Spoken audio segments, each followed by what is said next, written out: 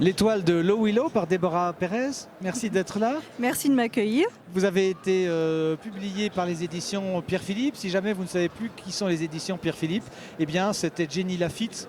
Vous connaissez les livres puisqu'ils sont sur notre catalogue. Déborah, premier roman. Alors tout à fait, c'est le premier roman, donc c'est une nouvelle aventure qui débute pour moi. Le livre a été publié en septembre 2016, donc il est vraiment tout jeune. Et là, je me lance dans sa promotion. Avoir la couverture et avoir ce nom un peu bizarre, comprenons soit Low Willow, soit Low Willow, on se dit qu'on est peut-être dans du fantastique ou de la fantasy. C'est quoi la différence? Alors c'est plutôt un roman fantasy puisque c'est un univers qui est totalement imaginé. Il y a quelques créatures fantastiques, mais comment peu. s'appelle-t-elle? Alors il y a un héros. Alors le héros c'est Lord Owen qui est un prince héritier qui a été choisi par une créature justement fantastique qui est le Lowell dont on ne connaît pas grand chose et qui depuis 3000 ans désigne qui va être le futur roi de la lignée des Helm. Et malheureusement pour lui, malheureusement je dis parce qu'il n'accepte pas du tout de coiffer la couronne et son frère qui en est très jaloux va le maudire pour ça, il va y avoir des conflits d'intérêts. Excusez-moi, vous parlez de votre scénario ou vous parlez de Shakespeare là? C'est un peu des deux. C'est un peu des deux. Vous êtes un peu dans cette mouvance de Game of Thrones et cette impression de choses un petit peu fantastiques. Certes, est-ce qu'il y a des dragons? Il n'y a pas de dragons chez vous?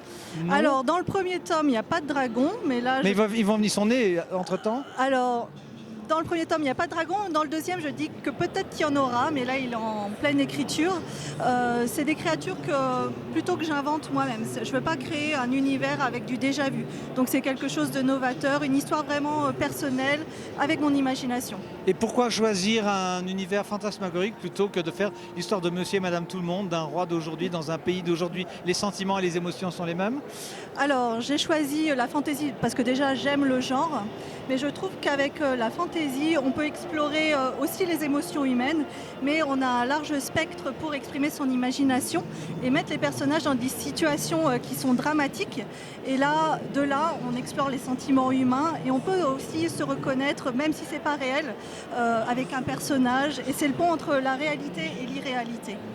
Voilà, alors là on a un cours presque ex-cathédrale. Est-ce qu'il n'y a pas beaucoup de personnages? Est-ce qu'on peut le lire comme ça ou est-ce qu'il faut vraiment s'accrocher comme dans tout ce type d'histoire, il y a beaucoup de gens?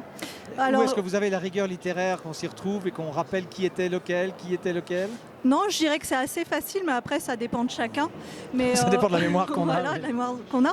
Mais j'ai fait pour que ce soit abordable pour tout le monde et j'ai pas eu de retour comme quoi c'était difficile en tout cas. Comment est-ce qu'il a marché depuis septembre dernier? Bien? Oui, ça marche bien. En librairie, oui. En librairie, donc à Payot, à la FNAC, oui. Il est disponible.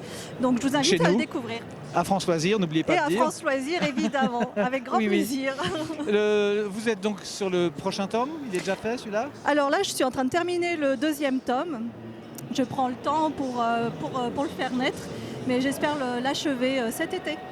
Très bien. Il y aura 3 tomes ou c'est tome 1, tome 2? Alors il y aura 3 tomes, mais parfois je me laisse embarquer par les personnages et les intrigues. Ah, il y en aura 4 alors? Alors peut-être qu'il y en aura 4, mais j'ai déjà la fin, mais parfois il m'entraîne au-delà de ce que j'avais prévu.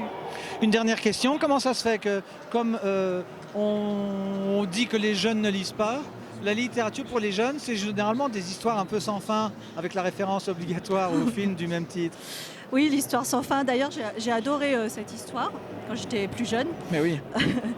Mais je pense que les jeunes, comme tout le monde, ont besoin de s'évader, que ce soit par le visuel, car là, il y a beaucoup de séries comme Game of Thrones, différentes séries fantastiques, mais il y a aussi toutes ces séries de livres. En fait, on a toujours envie que les histoires ne s'arrêtent pas en fait, pour continuer à voyager. Puis après, on fait le préquel qui vient après, mais qui raconte exactement, voilà. Merci Déborah, donc je rappelle l'étoile de Low Willow. Merci à vous. Aux éditions Pierre Philippe. Merci, bonne fin de salon et à très bientôt. À bientôt, au revoir.